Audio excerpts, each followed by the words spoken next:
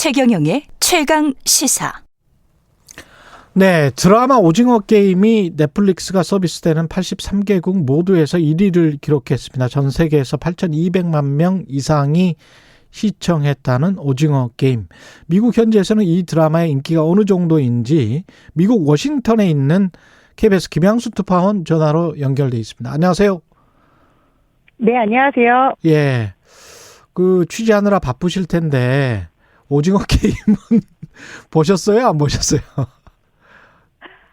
취재하느라 바빠도 여기에서 이제 다른 기자들이 말을 시작할 때 BTS가 어떠냐라고 물어봤는데 최근에는 오징어 게임 봤냐라고 물어보더라고요. 예. 그래서 오징어 게임을 안 볼 수 없어서 저도 봤습니다. 예. 정말 순식간에 봤는데요. 모두 9편 거의 이틀 만에 또 쉬지 않고 본 것 같아요. 네. 그 약간 좀 기생충과 비슷한 어떤 뭐랄까요? 그 심볼, 상징이 있죠. 드문드문 이제 사회 불평등, 특히 이제 사회 경제적인 불평등에 대한 이야기들이다라고 현지 언론들도 그 부분을 상당히 부각시켜서 이야기를 하고 있습니다. 왜 이렇게 한국에서는 그렇다고 치고요. 미국이나 전 세계 83개국에서 모두 1위라는데 왜 사람들이 이렇게 좋아할까요?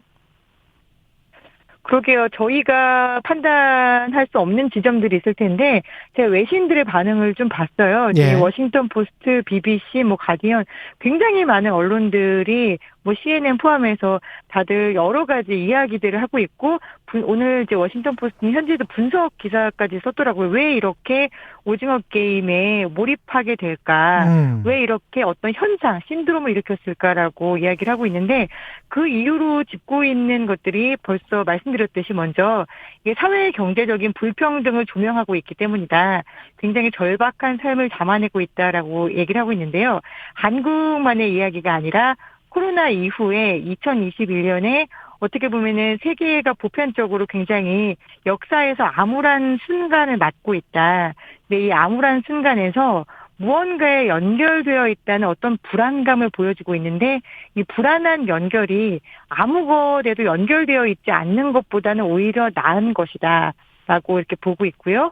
워싱턴 포스트는 또 이렇게 인간이 서로를 어떻게 대하는지, 살아남기 위해서 무엇을 할 건지, 성공하기 위해서는 어떤 선택을 하는지를 보여주고 있다. 어떻게 보면 인생은 게임보다 더 잔인하다라는 분석을 내놓고 있습니다. 그러니까요. 그런가 하면 USA 투데이는 이런 이야기도 했는데요. 굉장히 잔인하다. 그런데 이 잔인함은 미국 드라마에서 기존에 보아왔던 워킹데드의 어떤 잔혹함보다 그런 피비린내 나는 잔혹함에는 미치지 못한다. 오히려 이 오징어 게임에서 보여주는 공포와 잔인함은 촉수를 감싸는 심리적인 공포감이다라고 이렇게 진단을 하고 있습니다. 평이 아주 좋네요. 일단 메시지가 아주 뚜렷했기 때문에 그런 점에서 그리고 그 메시지를 그 상징적인 게임들로 다 연결을 시키고 그 게임들이 또 동심 속에 어떤 그 색채도 그랬잖아요. 그 보시면서 플로리다 프로젝트 저는 약간 느껴졌거든요.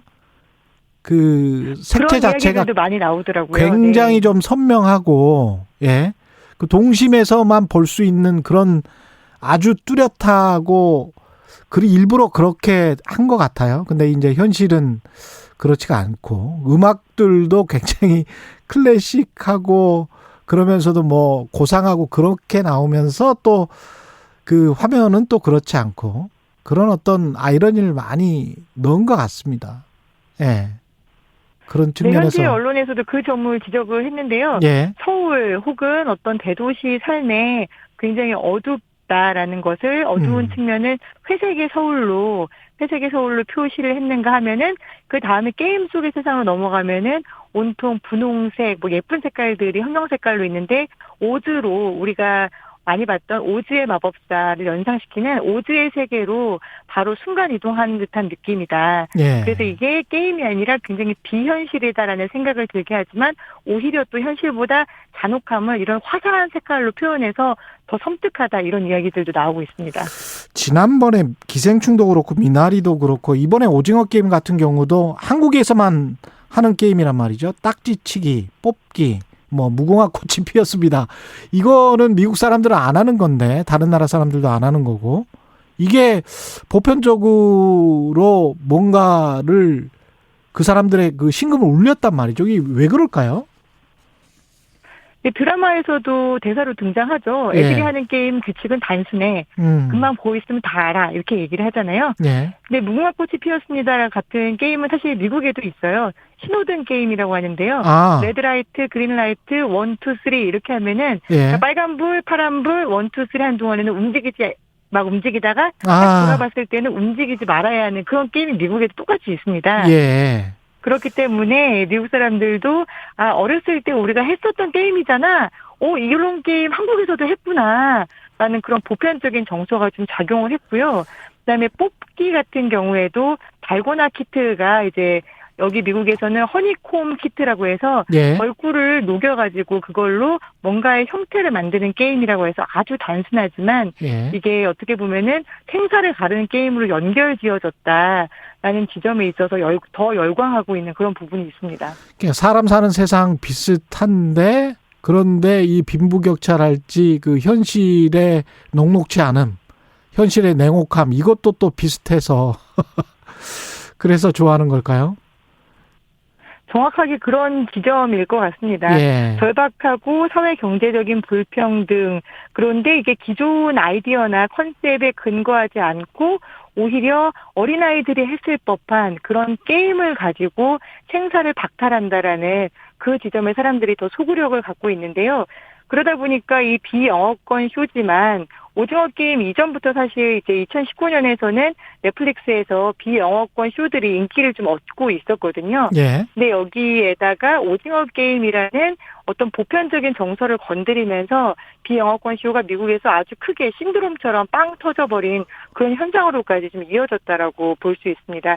미국에서는 특히 10대들이 이제 트위터나 아니면 틱톡을 이용해서 이런 현상들을 더 증폭시키고 있는데요. 예. 현실과 좀 비슷하다고 볼 수 있을 것 같은데 10대들이 침대에 들어가서 누워서 자기 전에 우리나라도 비슷하죠. 휴대전화를 보면은 엄마한테 혼나잖아요.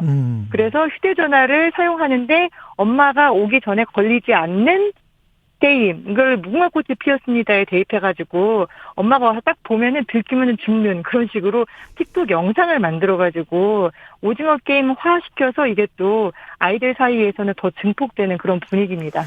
일종의 신드롬이 불고 있네요. 이게 넷플릭스 주가에도 영향을 미쳤다는 분석이 나옵니다. 오징어 게임 성공이. 네, 지난달 30일 현지 시간으로 이제 미국 뉴욕 증시에서 넷플릭스가 1.88% 전 장보다 올라서 이제 한 주에 $610가 넘었는데요. 이게 최고가 $619까지 찍었다가 조금 줄어든 겁니다. 근데 넷플릭스가 주가가 올라간 데는 오징어 게임 때문이다라고 딱 보기는 어렵겠지만 선풍적인 인기를 끌었고, 그다음에 넷플릭스의 경영자 그리고 이제 넷플릭스의 순위를 매기는 넷플릭스 페트롤이라는 조회 통계 사이트에서 많은 분석가들이 나와서 넷플릭스가 정말 이번에 아주 적은 투자를 하고 굉장히 대박을 터뜨렸다. 앞으로 이런 작품이 몇 개만 더 나온다면은 넷플릭스는 아주 크게 성공을 거둘 것이다. 특히 비영어권의 쇼가 미국에서 이렇게 굉장히 선풍적으로 먹힐 수 있다라는 것을 넷플릭스가 다시 한번 보여줬다라는 분석들을 내놓으면서 넷플릭스의 장중 주가를 끌어올렸고요. 이런 성공이 결국에는 아시아 태평양 지역에도 더더욱 투자로 계속 이어질 것이다. 왜 투자를 안 하겠냐? 투자를 안 하면 바보다. 이런 이야기까지도 나오고 있습니다.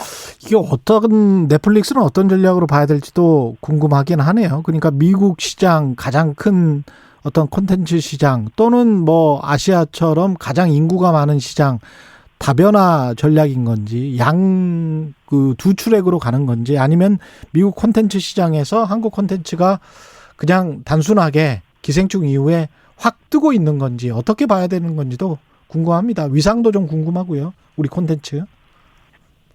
네, 최근 이제 미국에서 콘텐츠 분석을 하는 걸 보면요. 예. 넷플릭스나 디즈니 플러스 이렇게 예전처럼 하나의 대박을 터뜨리는 프로그램은 없다. 결국에는 마니아층들을 노려가지고 그 마니아층들이 보유하고 있는 국가들을 넓게 확산시켜서 아. 여러 국가들에서 해당 마니아층을 공략하는 것이 성공 포인트다라는 분석이 나오고 있거든요. 예. 이번에 이제 오징어 게임 같은 경우에도 37개의 언어가 자막으로 되어 있었고 34개의 언어가 더빙으로 들어갔어요. 그만큼 이게 어떻게 보면 잔인하고 폭력적이고 심리 드라마 같은 요소가 있지만 이런 걸 좋아하는 전 세계의 마니아들 이거를 37개 국가의 언어로 자막을 넣고 더빙했다는 거는 그만큼 많은 소구력을 갖게 넓혔다라는 걸로 볼 수 있는 거죠. 예. 이미 뭐 BTS, 스위트홈, 나라라 승리호 같은 한국의 소프트 파워가 세계적으로 인기가 있었기 때문에 넷플릭스든 아니면 다른 어떤 플랫폼 매체나 콘텐츠 매체도 이러한 전략들, 즉 어떤 K-드라마의 로맨스든 아니면 이런 오징어 게임 같은 장르든 특정 장르의 콘텐츠 매니아들을 여러 국가에서 다층적으로 포섭하는 그리고 공략하는 그런 전략을 좀 취하고 있는 걸로 보입니다. 이렇게 자주 계속 성공하는 걸 보니까 한국 드라마 콘텐츠 뭐 스타들, 팝스타들이 우연은 아닌 것 같습니다. 이 성공 자체가. 뭔가 우리한테 힘이 있는 거는 같아요. 예.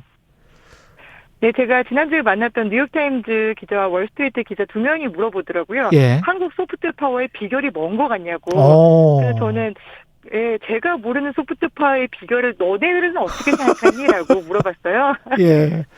뭔가가 있는 것 같아요. 그래서 이제 그런 얘기들 하더라고요. 자기들은 잘 모르지만 지금의 젊은 세대들, 제가 만난 기자들은 저랑 연배가 비슷하니까요. 예. 자기들은 모르겠지만 지금의 젊은 세대들은 이제 뭐 로블록스를 하고 그다음에 헝거 게임이나 아니면은 이제 해리포터를 보고 자란 세대들이다. 예. 이 세대들에게는 이제 글로벌 문화라는 게 한국에서 게임을 굉장히 잘 만들잖아요. 예. 한국의 게임이나 한국의 어떤 팝 음악에 길들여져 있기 때문에 더 이상 한국의 드라마가 낯설지 않게 느껴지고 있다.